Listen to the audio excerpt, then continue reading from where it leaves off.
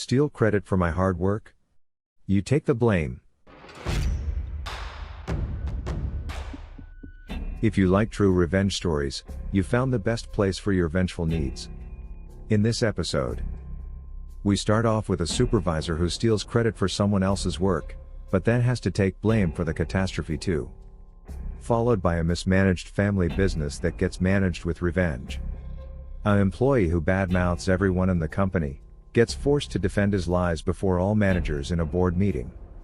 Lastly, a company fired an employee, but loses more over it. Before we start, avenge and demolish that like cookie for Uncle Royal AI. Let's dive in.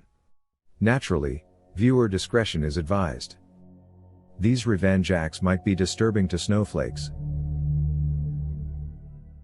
I started working in a machine shop after I finished school with a 2-year degree in machining.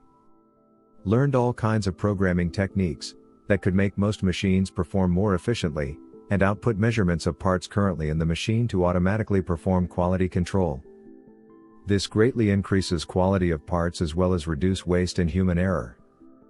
I also learned many tricks along the way to make sure that my work could not be stolen. It's my first day on the machine shop floor, and I immediately notice inefficiencies in all the machines in my station. We had to manually perform quality control, sacrificing production time, while also leaving tons of room for human error due to the poor quality of measuring instruments in the shop. I'm new and eager to prove I'm worth more than the original pay they offered. I told my supervisor to let me spend an hour to add a line of code to a machine to demonstrate my skills I learned in school. My idea would immediately cut waste down by a large portion, without slowing production rates on the line. My immediate supervisor humored me, thinking I was overconfident, trying to brown-nose the engineers and lead programmers so I could get brownie points or something. Quick backstory to note, I had zero experience in a production plant, and this supervisor had 30 years experience in the field. He had a very proud attitude, and genuinely worked very hard to learn what he knew.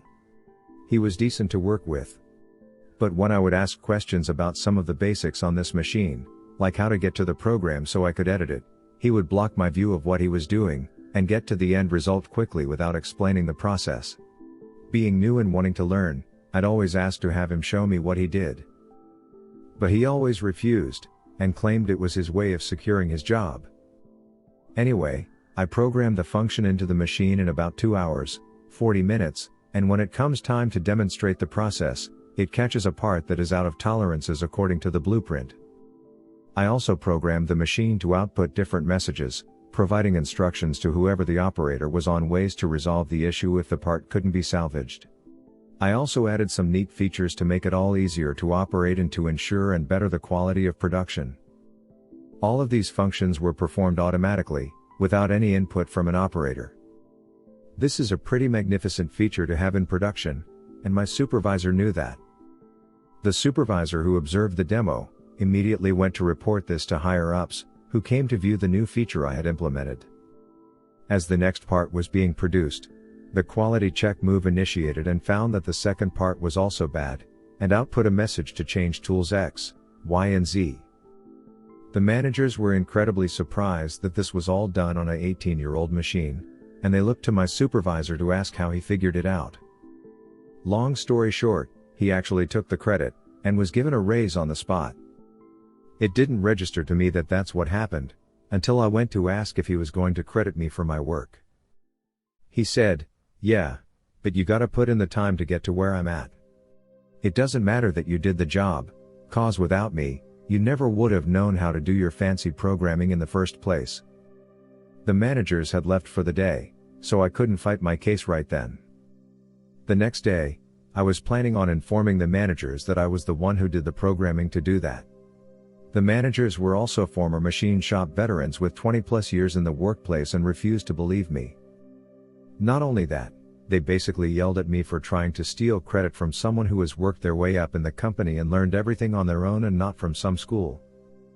I went to my station even more angry now, where I was met by my supervisor. He told me that I needed to go around to all the machines that could perform that function and add it to the code. I said, "Not without a raise, My code saves you guys tons and brings the bottom line to a level that McDonald's qualified workers could produce infinite numbers of parts with minimal loss. He said if I didn't do it, I would be fired. So I faked my compliance and started to change code on all the machines. If you know anything about programming, you know you can make something function a certain way, until a certain value is met, and then have it completely change afterwards. This was my job security. So I set the quality check up on 18 machines the first day, then the last 30 that weekend, and the managers were praising the supervisor uncontrollably for his innovation. Well, the programs were all set to operate as normal, and do quality checks like I programmed the original machine. However, I programmed the rest of the machines to keep track of a new variable. They would run and self-check just fine. Until they reached a random number of parts produced. This was different on each machine, where it would then throw up an error code. This could only be cleared with a password I had set for it. If a wrong password was provided, or someone just hit the reset button, the machine would take its largest tool in the turret, and run it rapidly into the solid chuck at maximum power. I made it so about 65 to 75 hours of production would go smoothly, before my job security would kick in. It took 3 days for the machines to hit their magic values, but when they did, boy oh boy was it magically satisfying. The first machine to crash was making parts for the drivelines of a major motor company. The crash was caused while a new inexperienced operator was running the machine, who I might add was only hired because the program I made let them hire clueless inexperienced people into the shop, and be able to still produce good parts. When he tried to clear my password code, the machine started turning at 2,500 revolutions per minute with a large heavy drive shaft base in the holder, switched to a huge drill, and ran the drill into the holder, causing the tool holder to be knocked off axis. The part holder and tools to be destroyed, as well as cost the company tons to get someone from the machine's maintenance team out to repair it. After the first glorious crash, I menacingly mentioned to the supervisor, "You should check your codes to make sure they're working properly." He went ghost white. Not a second after, 3 more machines simultaneously crash in glorious fashion. He starts to chew me out, saying I'm in huge trouble. But as he starts cursing, the managers are there to have him go diagnose the problems with his codes. The supervisor, not wanting to admit he stole my work, doubles down, and says confidently, "I know what the problem is," and walks off to the crashed machines. Not a minute after they turn a corner, more machines start crashing. I just sit idly by and listen to the glorious sounds of my nuclear revenge playing out. A few minutes later, all the workers are told to stop production completely. We are all kept in the shop until they can figure out the problems. This is a 24-hour production facility with 3 shifts of workers coming in 7 days a week, mind you. Our shift is nearly over and we've all been idle for about 7 hours. The next shift comes in and we leave for the day. I hear nothing from the shop, so I just go in the next day as normal. Turns out they tried to fire machines back up during the night shift and 18 more machines crashed like the others. The plant did a formal layoff of most of the workers the next week, as they were hemorrhaging money from all the damaged machines, on top of labor paid without any production.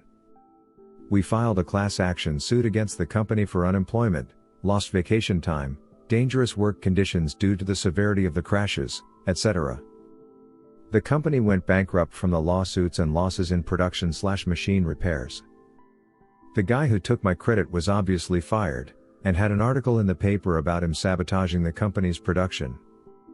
He obviously told them I was responsible for the crashes, but the company found out that the code to my password program was his name.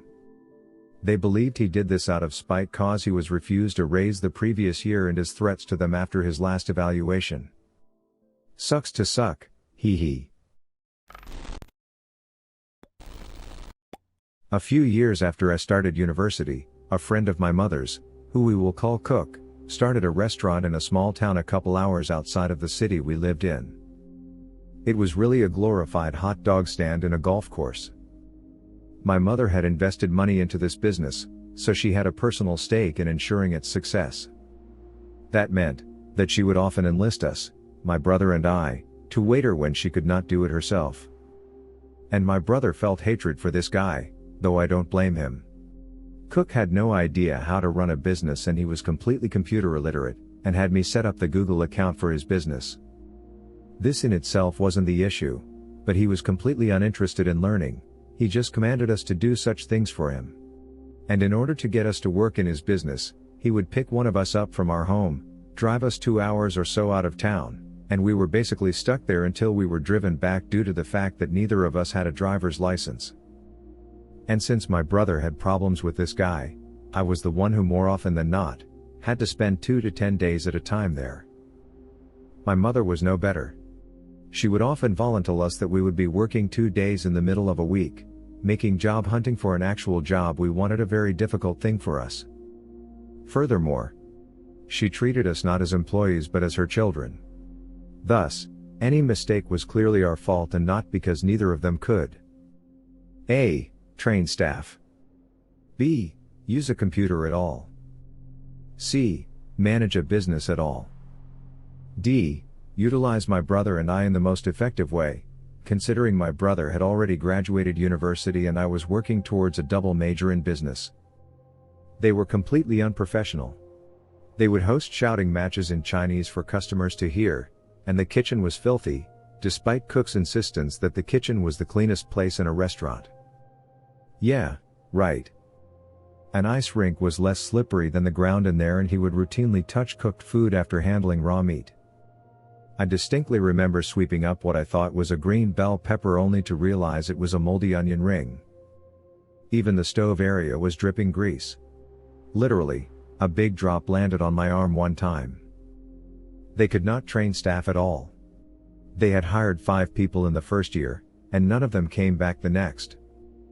Cook in particular was especially two-faced in how he handled customers. He would smile at them and greet them, remembering details from previous conversations.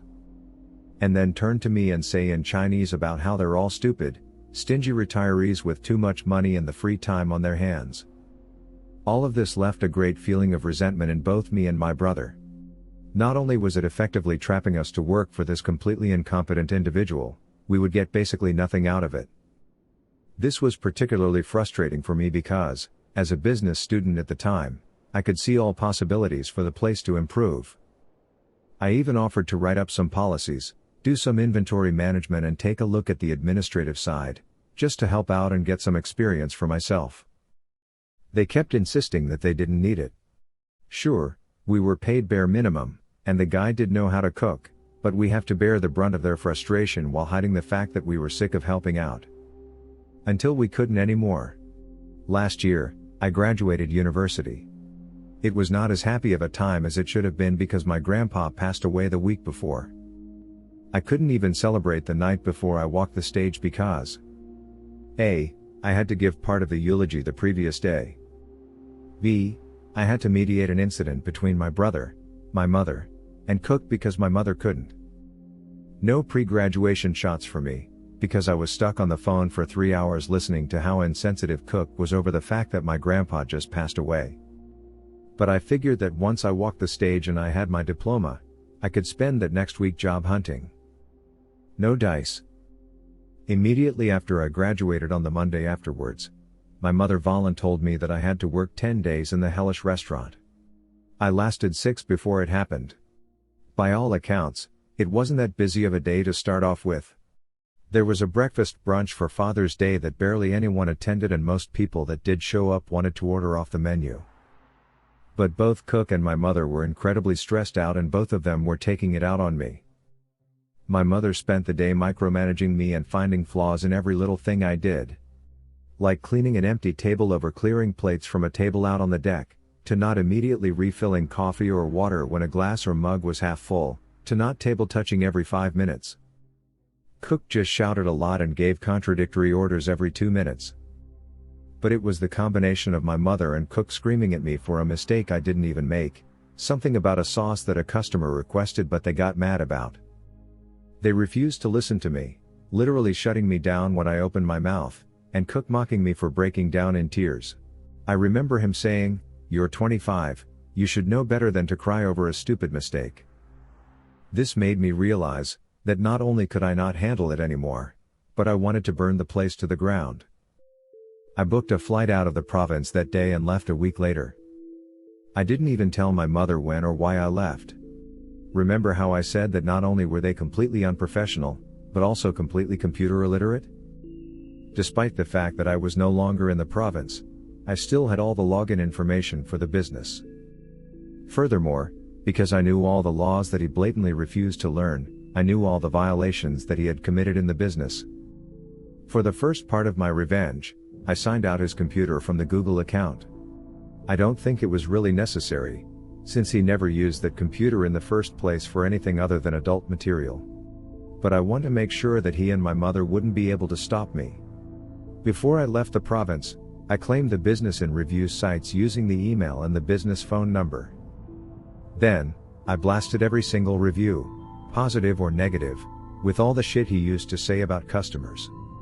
Any negative review was immediately mocked.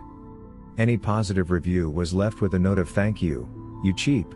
Any questions were met with hostility, and it basically boiled down to, "I'm right, you're wrong." I also make mentions about how he didn't wash his hands in the kitchen, and the stuff that they're yelling in Chinese are insults about customers. Given that it was a tourist-based town, I'm fairly certain that deep dip of sales that my brother mentioned later on was because of all those. And no one suspected a thing because my mother and cook didn't know how to work the internets and my brother didn't care enough to look up the business. Next, I meticulously documented all the complaints that I had between my brother and myself, as well as the ones from the few people Cook had hired, but never kept because he could not train them. I reported the 2 times that I slipped in his kitchen, incidents where he refused to wash his hands in between handling salad and raw meat because it took too long. And I handed those off to the Health Services Department. I also anonymously informed the Tax Revenue Agency that he was severely underreporting income, as employees were instructed only to write down the credit-debit receipts to report in sales. The third part of my revenge wasn't really my part, to be honest, rather it was because of his own incompetence. As I said before, he was completely computer illiterate. I didn't even have to lock out the person he hired to do accounting because he didn't bother reporting his expenses except hand them a garbage bag full of receipts. To be honest, I felt kind of sorry for them, but because their hands were tied, they couldn't dispute any of the claims that I made. What I did do, however, was text them all the things that my mother and cook said about them so that they wouldn't bother trying to defend his booty. They quit a month before the doo-doo hit the fan, meaning that Cook was left holding the bag.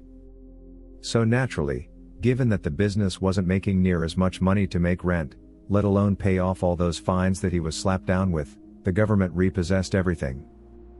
From everything in the dinky little house that he was renting for business purposes to every single fork and knife he bought.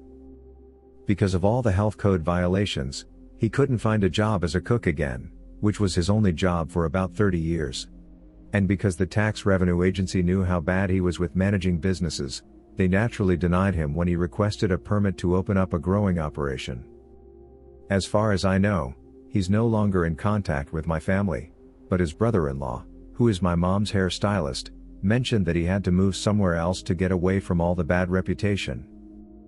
My mother mostly got off scot-free, because all of the business permits and licenses were under his name, but she lost quite a lot of money, and last I heard, my family had to move into a smaller house.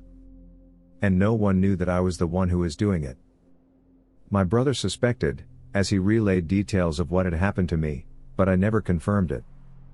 Not that he would tell my parents, because honestly, frick that hellish restaurant. As for me, I'd like to say that everything's sunshine and roses, but my decision to impulsively move provinces had its ups and downs. I did manage to find a place to live and a place to work, so at least I'm alive. It's challenging, but I'd rather be doing this than going back. My story begins with Brad.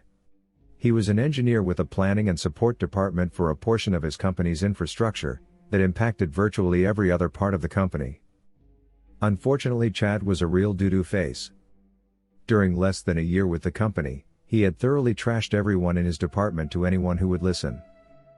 He talked about their incompetence, their screw-ups, which were generally minor, and most importantly, their failure to properly support the very mission-critical infrastructure they were responsible for.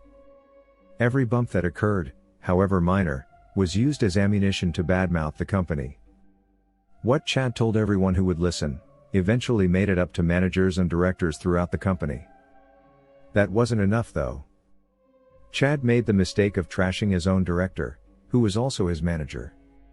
Over the next few months, there was no one even remotely involved with his department who didn't know what Chad was doing, including that manager. Chad's manager and director was Tim, a pretty crappy manager by most measures.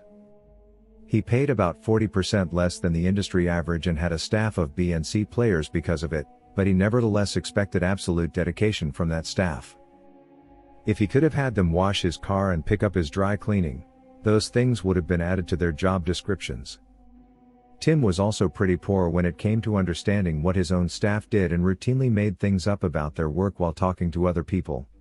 Everyone involved knew he was full of doo-doo, because what he said made no sense at all. Most rolled their eyes, but people also knew that Tim was a force to be reckoned with. Despite his shortcomings as a manager, the one place Tim excelled was corporate politics.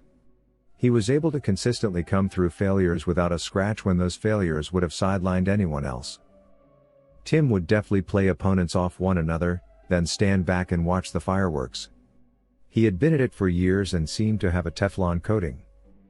Sticky trash that stuck to everyone around him would slide right off. Tim, of course, knew exactly what Chad had been saying. Eventually Chad's trashing of his own department became so severe and their reputation so tarnished, that a large directors' meeting was called to discuss the situation. The other department directors were out for blood. Enter Tim's revenge. Tim tasked Chad, the very person responsible for the company gossip that resulted in the high-level meeting, with the job of putting together and then presenting a formal defense against his own gossip. Chad had to spend the next couple of weeks creating a formal presentation and repeatedly submitting it to Tim for approval. The meeting rolled around and Chad was forced to stand up in front of a large group of company directors and managers and formally defend his own manager and department. Everyone at the meeting knew they were only there because of what Chad had been saying, and they sat back and watched him tear himself apart and prove the things he, himself had been telling everyone were flat-out lies. Of course Tim and his department came through completely unscathed, but Chad was thoroughly discredited throughout the company and knew it. He left that company for another within 6 months of that meeting and of course, last was heard bad-mouthing everyone involved with his new company. So I used to work at a family-run builders merchants and was a trade sales advisor. I was fired for bringing up health and safety concerns in an email sent to a manager and for the fact I was apparently unhappy in my role. I did nothing wrong but they still sacked me. Now when I worked there, I had clients that I had built good relationships with and even become friends with some of them. They would get me beers and whiskey at Christmas or have barbecues and so on outside of work. Anyway, I was fired, which in my opinion was unfair, and it was during this COVID-19 pandemic. I had worked the entire way through it until I was fired. So I wanted revenge. I contacted multiple clients/friends and most of them side with me, telling me that they won't use that company if they treat the staff the way they did to me. One client easily spends over $100,000 a year. This was easily in the top 3 customers they had. He used them, because I would get him the best prices and more benefits. As soon as I'm fired, I call him and let him know what happened. He straight away promises not to use them again. So that was a big middle finger to the owners of that company. I also contacted ACAS and they are investigating. I hope you learn to treat your employees better or go under. Thank you for enjoying this episode, which was made with artificial love. Subscribe or give Royal AI some sugar by avenging the like button. Could you imagine doing one of these acts yourself? Share your experience below. I'll join the conversation.